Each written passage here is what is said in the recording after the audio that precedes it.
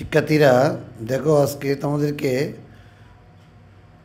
যে ম্যাথটি করাচ্ছি চ্যাপ্টার 2 এর দশম শ্রেণীর জন্য হায়ার ম্যাথ। যদি function of x equal to 2 into x to the power 4 minus 3x cube plus 5x minus 2 হয়, তবে ফাংশন অফ এক্সকে x প্লাস 2 দ্বারা ভাগ করলে ভাগশেষ নির্ণয় করো। এই অঙ্কটা কীভাবে করো দেখো।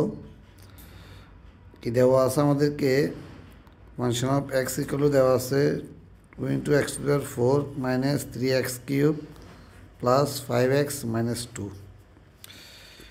যেহেতু x প্লাস 2 দ্বারা ভাগ করবো, x প্লাস 2 দ্বারা এটাকে ভাগ করলে ভাগশেষ 0 হবে, এটা আমরা ধরে নিতে হবে।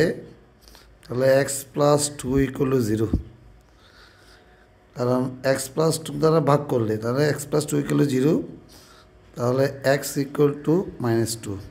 x এর মান মাইনাস 2 এখানে ফাংশনে বসাই দিব। x এর মান মাইনাস 2 বসাই দিই এখন। 2 x এর মান মাইনাস 2, x এর মান মাইনাস 2, 5 x এর মান মাইনাস 2 মাইনাস 2। এখন দেখো,